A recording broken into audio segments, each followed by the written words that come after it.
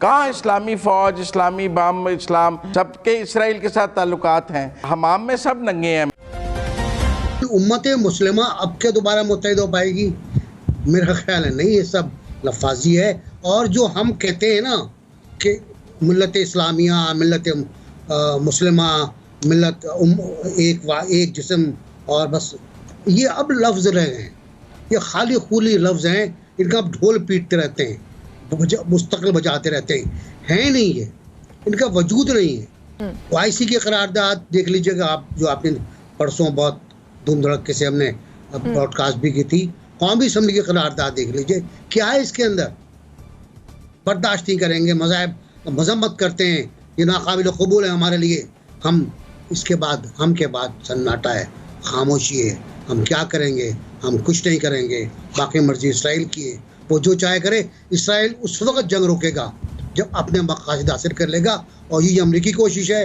3 بار وہ resolution defer کرا چکا ہے، ایک مخالفت اگر ہو جائے تو ریزولوشن پٹ نہیں کرتے سلامتی کونسل میں، 3 بار کرا چکا ہے۔ جب تک اس کے مقاصد حاصل نہ ہو جائیں، غزہ میں سارا انفراسٹرکچر تباہ نہ کر دے، وہ ایک نسل کا اور خاتمہ نہ کر دے، اس وقت تک کچھ نہیں ہوگا، پھر سیز فائر ہو جائے گا۔ زنیرہ، آپ کیا سمجھتی ہیں مفادات کی جنگ اس قدر شدید ہو چکی ہے کہ تمام مسلم ممالک کا یکجا ہونا مشکل ہے؟ ڈیفینیٹلی دیکھیں، فارن پالیسی یا فارن ریلیشنز جو ہوتے ہیں اس میں جیو پولیٹیکل ریالٹیز امپورٹنٹ ہوتی ہیں، اس میں اکنامکس امپورٹنٹ ہوتی ہے، اس میں ایک کراس اوور ہوتا ہے کاسٹ اینڈ بینیفٹ کا، اس میں تھیولوجی یا آئیڈیالوجی کی کوئی جگہ نہیں ہوتی۔ یہ صرف عام آدمی کو سنانے کے لیے باتیں ہوتی ہیں، ہر ملک اپنے انٹرسٹ دیکھتا ہے۔ اگر پرٹیکولرلی اسلامک ورلڈ کی بات کریں تو اسلامک ورلڈ بائی پولر ہے، ڈیوائیڈڈ ہے، کیونکہ کوئی ایک ملک بھی کسی بھی لحاظ سے اسٹریٹجکلی اتنا اسٹرانگ نہیں ہے کہ وہ آن اٹس اون کھڑا ہو سکے۔ نتیجہ کیا ہے؟ انہیں سائڈز پک کرنی پڑتی ہیں۔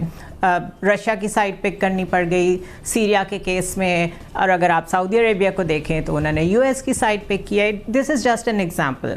اب جب آپ کا کلیکٹیو جو آرڈر ہے مسلمس کا وہ ڈپینڈنٹ ہے دوسرے کنٹریز پہ، تو پھر ہاؤ ڈو وی ایکسپیکٹ کہ وہ کسی بھی معاملے پہ اکٹھے ہو کے کوئی ایسا ڈیسیجن لے سکیں گے جس کا امپیکٹ ہو to the outer world?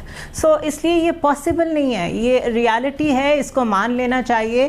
OIC تو آج تک یہ بھی نہیں کر سکی کہ جو انسٹیٹیوشنلائزڈ ڈسکریمنیشن ہو رہی تھی دنیا میں، ابھی بھی ہو رہی ہے، روہنگیا مسلمس کے ساتھ جو کچھ ہو رہا تھا، تھائی لینڈ میں جو کچھ ہو رہا تھا، انہی پہ کوئی ایکشن لے لیتی، انہی پہ کوئی ڈیلیگیشنز بھیج کے کوئی ماڈریٹر کا رول، بروکر کا رول پلے کر دیتی، جو کہ بہت مائنیوٹ لیول ہوتا ہے۔ تو اگر وہ بھی نہیں کر سکی تو پیلسٹائن کا ایشو تو بہت بڑا ایشو ہے۔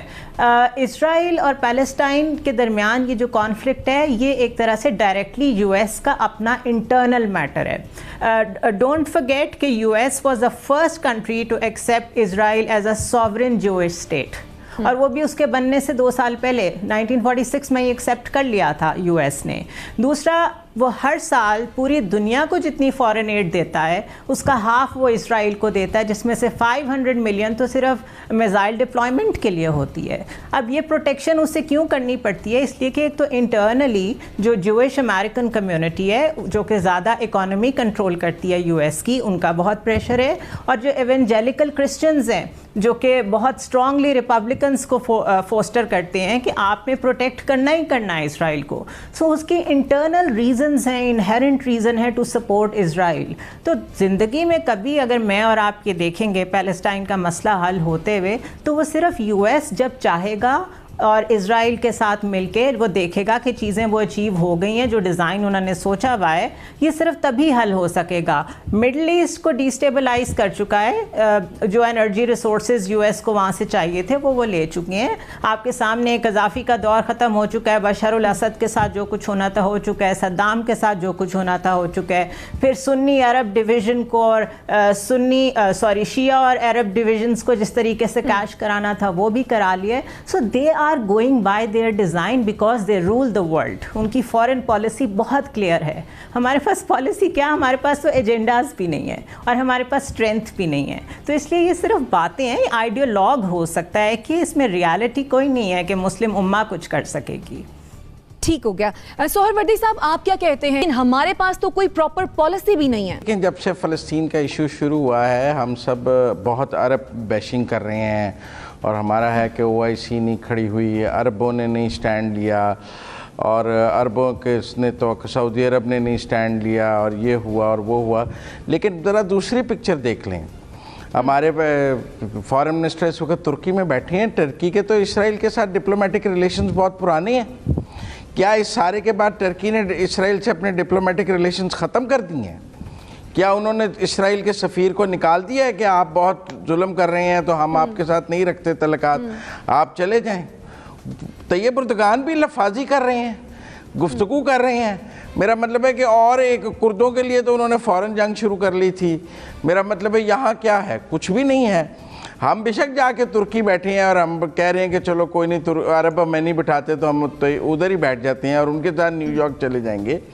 مجھے تو ترکی بھی لفاظی سے زیادہ کیا نظر آتا ہے، ملیشیا انڈونیشیا لفاظی سے زیادہ کیا نظر آتا ہے. ان سب کے ٹرکی کے ساتھ تعلقات ہیں، موروکو کے سب کے اسرائیل کے ساتھ تعلقات ہیں. عربوں نے تو اب بنائے ہیں نا جا کے 6 مہینے پہلے.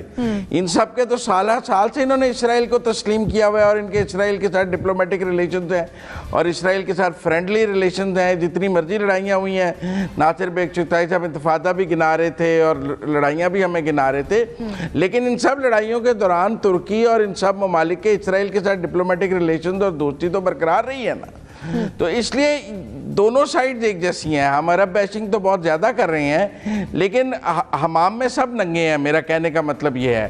اور خود پاکستان کی بھی یہی حالت ہے. کہاں اسلامی فوج، اسلامی بم، اسلام؟ جہاں ایک یورپین یونین ہے وہاں ویزے نہیں ہیں آپس میں، کرنسی ایک ہے، فوج ایک ہے، طاقت ایک ہے. ہمارے ہاں تو کبھی UAE ہم پر پابندیاں لگا دیتا ہے، کبھی سعودی عرب ویزے بند کر دیتا ہے، کبھی قطر بند کر دیتا ہے، کبھی ہم ایران کے بند کر دیتے ہیں، کبھی افغانستان سے شروع ہو جاتا ہے. ہم تو ایک دوسرے کے ساتھ ابھی تک اپنی ویزا فیسلٹی نہیں طے کر سکے، بجائے اس کے کہ ہم کوئی اکٹھی فوج بنا لیں، کوئی اکٹھا بلاک بنا لیں. اکٹھا بلاک کیسے بنے گا جب ہم اکٹھی کوئی فوج بنا لیں گے، کوئی نیٹو ٹائپ معاہدہ کر لے گا اسلامی ممالک آپس میں، کوئی ایک مشترکہ فوج بنا لیں گے، مشترکہ وسائل بنا لیں گے. لیکن ابھی تو ہم ایک دوسرے کو اپنے ملکوں میں آنے جانے کی اجازت نہیں دیتے. وہ تو بہت دور کی بات ہے. تو اس لیے امیر اور غریب کی اتنی تفریق ہے مسلم ممالک میں. جو امیر مسلم ممالک ہیں وہ غریب مسلم ممالک کو بہت حقارت سے دیکھتے ہیں اور انہیں انسان سمجھنے کے لیے تیار نہیں ہے. برادر اسلامی ملک برادر اور اس مسلمان سمجھنا تو دور کی بات ہے، انسان سمجھنے کے لائق نہیں ہے. جو امیر مسلمان ممالک ہیں وہ غریب مسلمان ممالک کے شہریوں کے ساتھ غیر انسانی سلوک کرتے ہیں اپنے اپنے ممالک میں. تو اس کے بعد ہم کیا بات کر رہے ہیں کہ مسلم امہ اکٹھی ہو جائے گی، یہ ہو جائے گی؟ ہم تو ایک دوسرے کو، مسلمان تو دور کی بات ہے، بنیادی انسانی حقوق بھی نہیں دیتے ایک دوسرے کے شہریوں کو، اور اس سے بھی لوور گریڈ پہ ایک دوسرے کو ٹریٹ کرتے ہیں.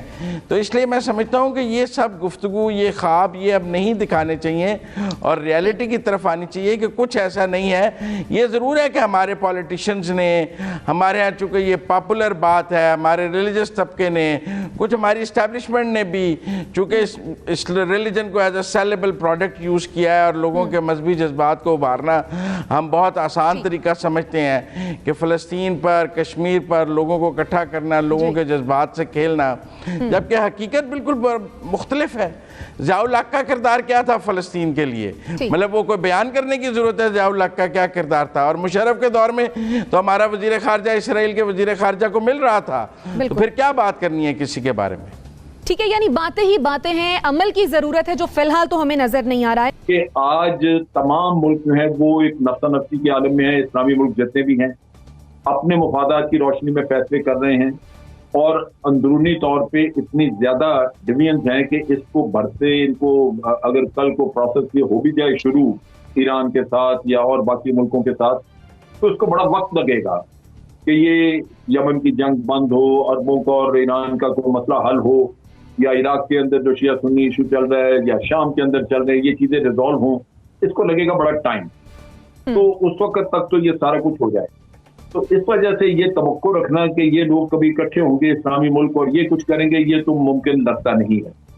اور امریکہ نے ڈیفینیٹلی، جو ابھی ناصر بھائی بات کر رہے تھے، امریکہ تو اس وقت تک کچھ نہیں ہونے دے گا جب تک کہ اسرائیل اپنے مقاصد پورے نہیں کر لیتا. ضرورت اس بات کی ہے کہ جو ٹرکی نے अपनी प्रपोजल दी है कि एक प्रोटेक्शन फोर्स वहां पे लगाई जाए जो कि जो इनको फलस्तीनियों को प्रोटेक्शन मुहैया करे। वो चीज है जिसको परसू करना चाहिए और उसकी यूनाइटेड नेशन की बेशक उसमें जनरल असेंबली में पहले डिस्कशन हो जाए, फिर आप ले जाए उसको सिक्योरिटी काउंसिल में, लेकिन वो एक रास्ता है जहां इनको बचाया जा सकता है। और यही जरूरत है इस वक्त कि इसका फलस्तीनियों का नुकसान, जानी नुकसान जो है वो किसी तरह इस वक्त रोका जाए। और वो मुस्लिम उम्मा की यूनिटी से नहीं रुकेगा, वो ये 5-4 मुल्क जो करेंगे इसके लिए लॉबिंग वगैरह भाग दौड़ करेंगे चाइना को मिला के, वो शायद कुछ काम आ जाए और उससे ये मसला हल हो जाए, वरना मुझे कोई तवक्को नहीं कि इस्लामी मुल्क मिलकर कुछ काम कर सके।